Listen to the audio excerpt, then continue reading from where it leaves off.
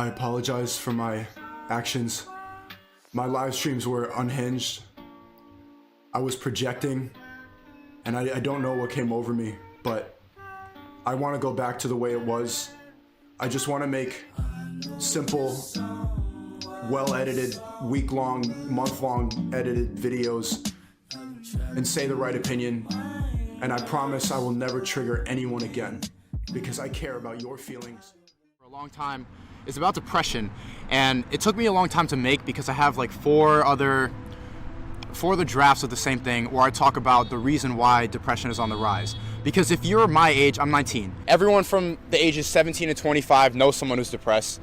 You've heard it being sung about, you've seen tweets about it. It's in the music, the new genre, the new wave of music. We can agree that hip hop is the new rock and roll, right? Well, the new genre, the new punk, is emo depressing rap. You got nothing left to give.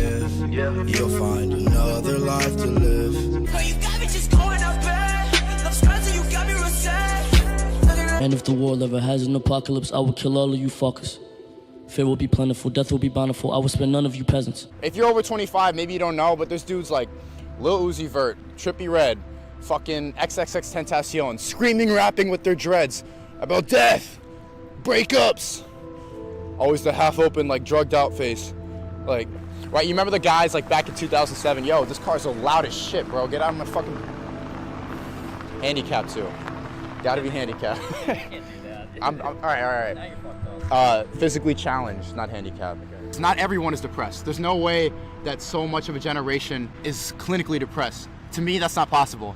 So either a lot of people are doing it to be cool because it's marketable as fuck. Like if this makes a comeback when rap, if Push Me to the Edge, All My Friends Are Dead, if that can hit #1, then there's something going on. It's scary how popular this is. But it can't just be that everybody is feeling the same exact symptoms. There's no way that everyone here is clinically depressed. People spend 9 hours a day on their phones. People spend 5 hours laying on their side.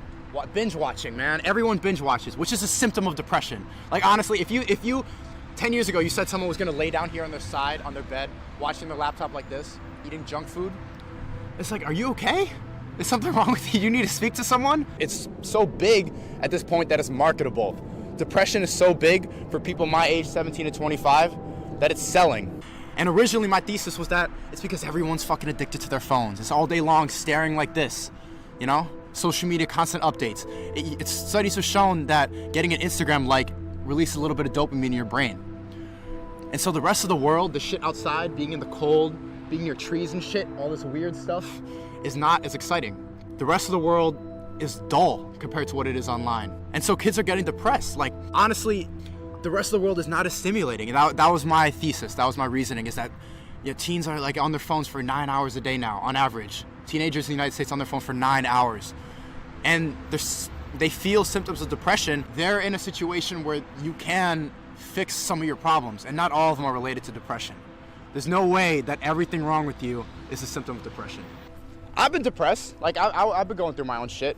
I mean, you saw my last video. It's all about lifting. It's all about confidence. It's been about 2 years since I lifted a barbell, and I made some decent progress. I could deadlift some decent weight now. Look at this. Come on.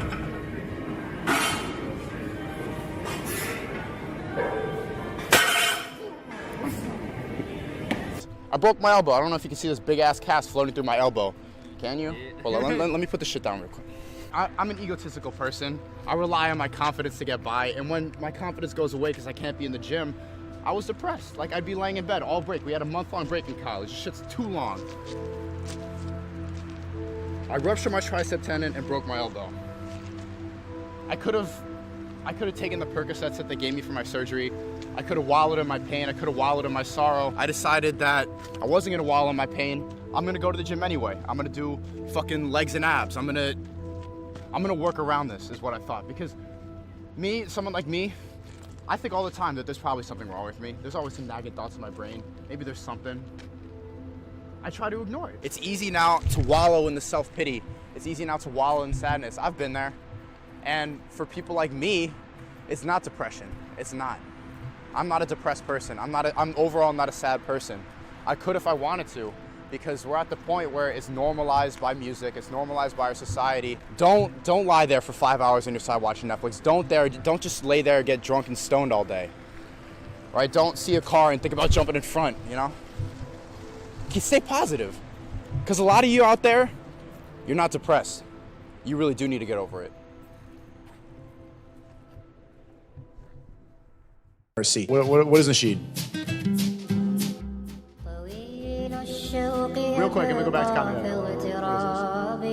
فطير في الحياة من الصحاب ومن يأمنك يا دنيا الدواء تدوسين المصاحب في التراب وأعجب من مريدك وهو يدري بأنك في الورى أم العجاب ولولا أن لي معنى جميلا لبعت المكس فيها بالذهب طويل الشوق يبقى في اغترابي فقير في الحياة من الصحاب ومن يأمنك يا دنيا الدواء تدوسين المصاحب في التراب وأعجب من مريدك وهو يدري